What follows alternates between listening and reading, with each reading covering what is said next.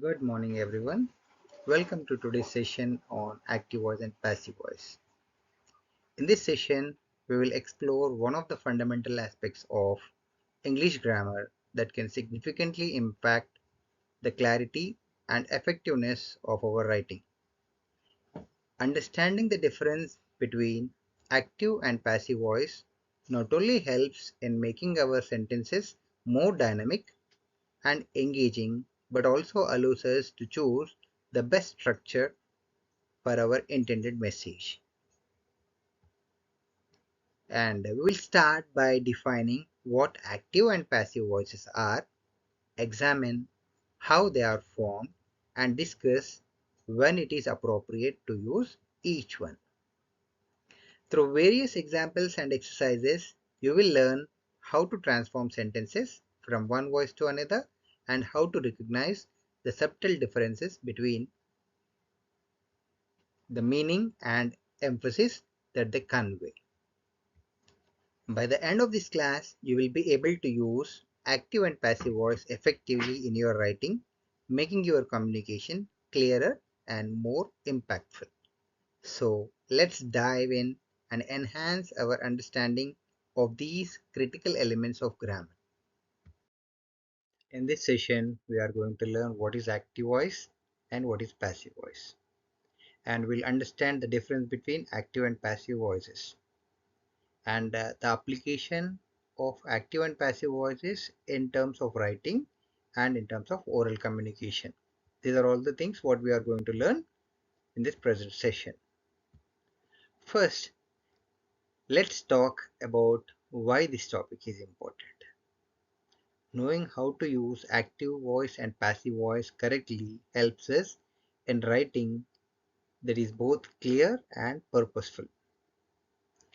And we are going to discuss a fundamental aspect of communication that is often overlooked, but it is incredibly important, especially for engineering students. The use of active and passive voice. Understanding how to effectively use these voices can enhance your writing, improve the clarity of your reports, and help you communicate more effectively in a professional world. And as engineering students, you are focused on technical skills and knowledge, which are of course essential. However, the ability to communicate your ideas clearly and effectively is equally important.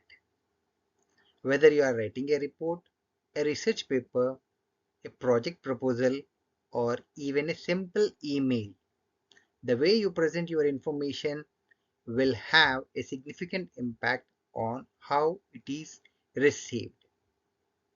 Depending upon what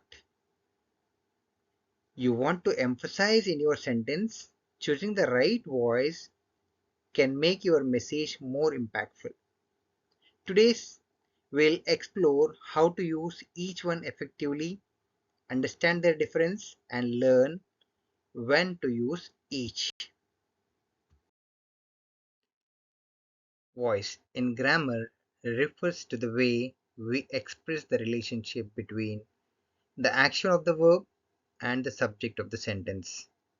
Simply, it shows who is doing what to whom. And there are two main types of voices: active voice, where the subject performs the action, and the other one is passive voice, where the subject receives the action.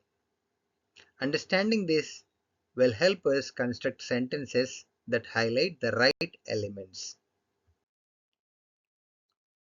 In active voice, the subject of the sentence performs the action and it follows a straightforward structure: subject plus verb plus object.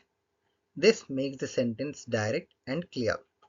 For example, in the given sentence, the teacher explains the lesson. The teacher is the subject doing the action of explaining. This structure keeps our sentences concise and focused on the doer of the action. And by using the active voice, it makes us more direct and easier to understand, and it clearly indicates who is responsible for the action, and making your writing more transparent and straightforward. For instance, the technician repaired the machine is clearer than the machine was repaired, and it makes the person engaged. And active voice is generally more engaging for readers, and it keeps the writing lively and dynamic, which is particularly important while writing reports, proposals, or presentations where you want to maintain the reader's interest. And in the professional world, being clear about what is crucial, and active voice assigns responsibility, which can be important in team projects, research papers, and technical reports. On the other hand, passive voice places more emphasis on the action itself or the object of the action rather than the doer. And its structure is object of the action plus be form plus participle of the verb plus by, a preposition by, and a subject. And a subject is optional. If it is important, then we need to mention, or else by default, if we can understand without mentioning, we can leave it. For example, the lesson is explained by the teacher. Here, focus is on the lesson, making it the subject. The doer, the teacher, comes after the verb, and sometimes it's even left out if it's not important or unknown. By default, without explaining also, we can understand that the lesson will be explained by the teacher. Without mentioning the teacher also, we can understand that it is explained by teacher only. And in that cases, if you wish to specify, you can, or else you can leave. We use passive voice when the action itself is more important than who performed it. This is often the case in scientific and technical writing. For example, a new software was developed, focuses on the development rather than the developer. And the passive voice can create a tone of objectivity and formality, and which is sometimes desirable in scientific and engineering reports. And it can help to depersonalize the action, making the writing sound more impartial and objective. And sometimes the performer of the action is unknown or irrelevant. In such cases, passive voice is appropriate. For example, the data was collected over 3 months. Doesn't specify who collected the data, which might not be necessarily important. Now let's compare both voices with a simple example. In the active voice sentence, the chef cooks the meal. The subject is the chef, is directly performing the action. And when we change this to passive voice, it becomes the meal is cooked by the chef. And here the meal, which is originally the object, becomes the subject. And the chef is moved to the end or even omitted. This shift changes the focus of the sentence from the thing which is important in the sentence what we deliver. Understanding when to use active and when to use passive voice is key to effective communication. As engineers, you will often find yourself needing to balance these voices depending on the context. And we need to use active voice to make your writing more clear and direct. And we can use passive voice when the action or the result is more important than who did it, or when you want to create an objective tone. Now we learn when to use active voice. And active voice is your go-to choice when you want your sentences to be clear and direct. And it's especially useful when the doer of the action is more important than the action itself. For example, the researchers discovered a new species. This sentence highlights the active role of the researchers. Active voice is also common in instructions, commands, and most everyday writings. For example, please fill the form or close the door. And it can be used active voice rather than passive to make clear to the person who is listening to us. Now we'll see when to use passive voice. Passive voice is useful when the action itself is more important than the doer, or when you want to be less direct. And it is also used when the doer is unknown, unimportant, or implied. For instance, a new species was discovered focuses on the discovery itself rather than who discovered it. And passive voice is common in scientific writing and formal reports where the action or result is more crucial than the person who has performed it. Now let us discuss how this active voice and passive voice learning is important for an engineering student. Generally, in technical reports, clarity is paramount. Using active voice helps specify actions and responsibilities clearly. However, sections discussing general findings or methodologies might benefit from passive voice to maintain a formal tone. And in the research papers also, while mentioning, many sections might use passive voice to maintain an objective and impersonal tone. The active voice can be useful in the introduction and conclusion to highlight key points or recommendations. And when documenting the projects, especially those involving teamwork, using active voice to assign specific tasks to team members can enhance accountability and clarity. And in this way, according to the context, we need to use active voice and passive voice respectively. Now, we will learn how to form passive voice. And to change a sentence from active to passive voice, we need to follow certain steps.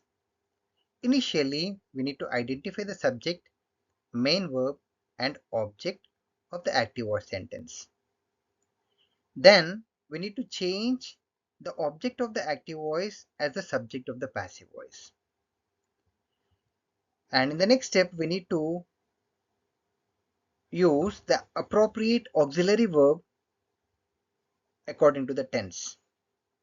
The main verb is always kept in the participle form, and the preposition by generally follows the past participle. And if I is used in the active voice and while transforming into passive voice, it will become by me. And we will become by us, and you will become by you, and he will become by him, she will become by her, and it will become by it, they will become by them, and who will become by whom. This we need to observe. And then we need to modify the subject of the active voice as the object of the passive voice.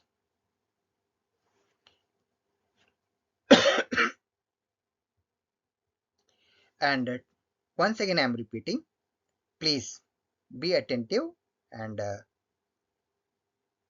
try to listen carefully.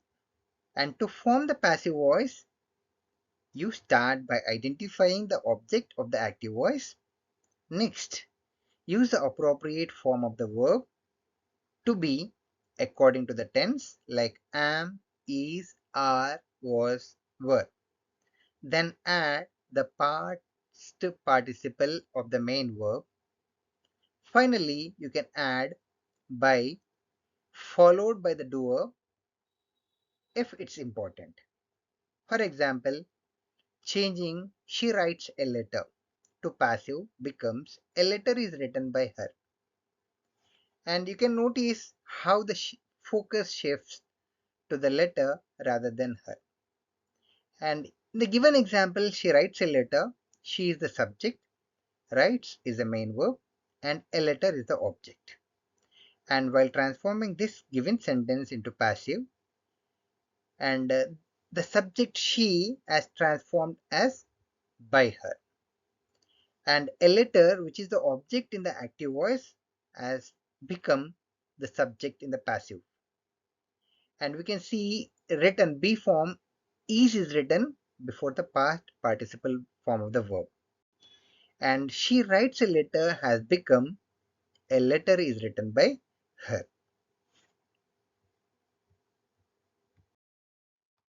Let's look at some more examples to see how this works. Take the active sentence, the company launched a new product. And here the company is the subject, launched is the verb, a new product is the object. And while transforming, you can see the be form was is used, and launched as it is we have used here because it is a past form. And the company launched a new product is transformed to a new product was launched by the company when we transformed it into passive form. Similarly, if we go to the next example, the team will complete the project next week. And when it is transformed into passive form, the project will be. You can see be form is added to will as it is a future form, future tense. The project will be completed by the team next week. In this way, we need to transform the sentences according to our need and according to our context. Now, let's practice converting sentences from active to passive voice. And here are a few sentences. The cat chased the mouse. The manager approved the report. Scientists are researching the problem. Now, take a moment to think about how you would change these to passive voice. Remember, focus on making the object of the action the subject of the sentence. Once again, I'm repeating. Now you need to convert the sentences from active to passive. Once again, I am reading the sentences. The cat chased the mouse. The manager approved the report. Scientists are researching the problem. Now take some time and think about how you would change these sentences to passive voice. Once again, remember, focus should be on making the object of the action the subject of the sentence.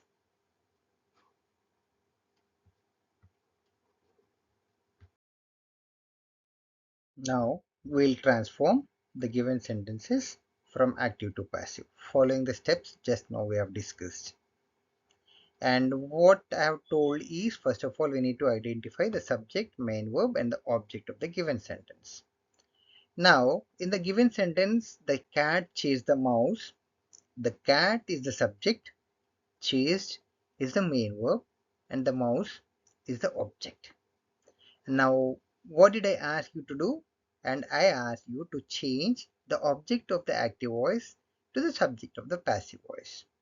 And now, the object of the active voice is the mouse, which is taken as a subject in the passive voice. The mouse, and here the appropriate auxiliary verb must be used according to the tense. As it is the past tense, we can use was here.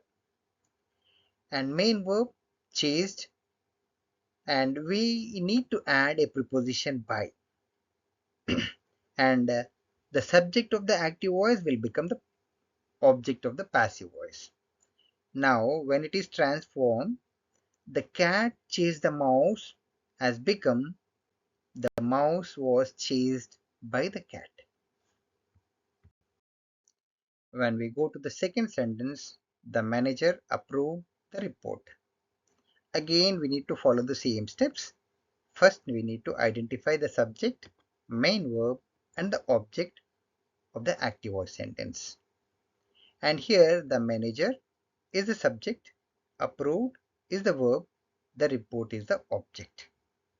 And then what we need to do? We need to interchange the subject and object of the active voice. Subject place will be taken by object and object place will be taken by subject. And here the manager is the subject of the active voice. In the passive voice, it will be taken at the end of the sentence. The report, which is object in the active voice, will be taken as a subject in the passive voice. And here the auxiliary verb which is appropriate to the tense is was again, and it is followed by the main verb approved. Then we need to add a preposition by. Mostly we'll use preposition by, and in some cases it will take some other word that we can see later on. And here when we transform, the manager approved the report into passive form, and it looked like the report was approved by the manager. When we look at the third example or third sentence, scientists are researching the problem. And this sentence is in a continuous form, present continuous form. And now we'll see how we can transform it into passive voice. And the steps we need to follow as usual. First, we need to identify the subject, main verb, and the object of the active voice sentence. And here, in this case, scientists are subject, and researching is verb, the problem is object. And after identifying all these three, we need to change the object of the active voice as the subject of the passive voice. Now, if you look at here, the object in the active voice is the problem, which became the subject in the passive voice. And the appropriate auxiliary verb, see here, whenever we are having this continuous form, that ing form will be added to be form. And here, as it is a present continuous form, we are having the problem is being. And researching, the past participle form of researching is researched. And here the subject of the active voice, scientist, is followed by a preposition by in the passive form. And now if you look at the sentence, the active voice is scientists are researching the problem, and when it is transformed into passive voice, the problem is being researched by scientists. In this way, we can transform the sentences according to your need and according to the context of your need. In our first exercise, we have practiced how to transform active voice sentences to passive voice. Now, let's do the opposite. Convert these passive sentences to active voice. The first sentence, the cake was baked by John. Second sentence, the book was read by all the students. Third one, the results will be announced by the committee. Now, try to transform these three sentences from passive to active and try to identify the doer and make it is the subject of the sentence, and this exercise will help you become comfortable with switching between voices. Let's try. Once again, I am repeating the sentences. The cake was baked by John. The book was read by all the students. The results will be announced by the committee. Let's transform them into active voice. See, in the exercise 1, we have transformed active voices to passive voices and we have followed certain steps. And in the same manner, here while transforming passive to active also, we need to follow the same steps in a reverse order.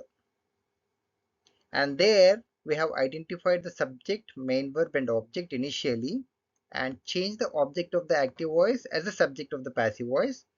Then we have used one auxiliary verb according to the tense, and then the main verb is always kept in the past participle form followed by a preposition by, and in the end we'll add the subject of active voice. Here it is vice versa, and here the cake was baked by John, and while we need to transform passive to active, one thing we need to do is we need to interchange the active and passive voice, and the cake will take place the object place and the John will take the subject place. John baked the cake, and here we need to remove the auxiliary verbs what we have added in the passive form, and the preposition by should also be ignored or removed. And then the cake was baked by John. In the active voice it will become John baked the cake. Now if you go to the second sentence, the book was read by all the students, and the book is the subject, read is verb, and all the students is the object. Actually it is a subject. We have transformed in the passive form. Object place will be taking subject and subject place will be taking by the object, and all the students will be should be taken to the subject place, and the auxiliary verb what we have added should be removed, and read as it is, and the book which is in the subject place of the passive voice will be taken to the object place of the passive form, active form, sorry. And the book was read by all the students. When we transform it to active voice, and it is all the students read the book.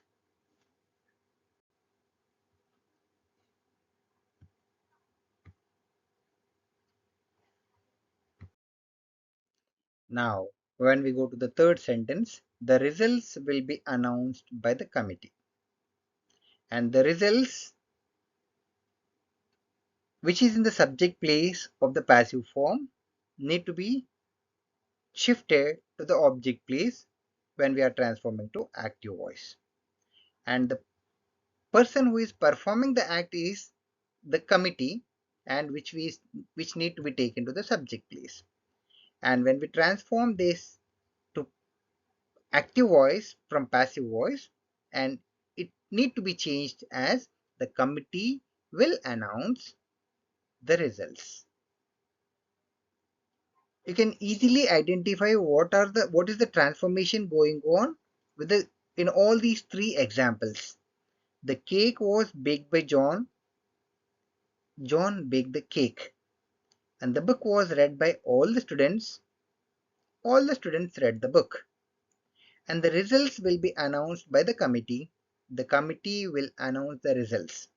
Now you can see among these 6 sentences which are appearing on the screen, and what statements are clear and concise and what are less direct.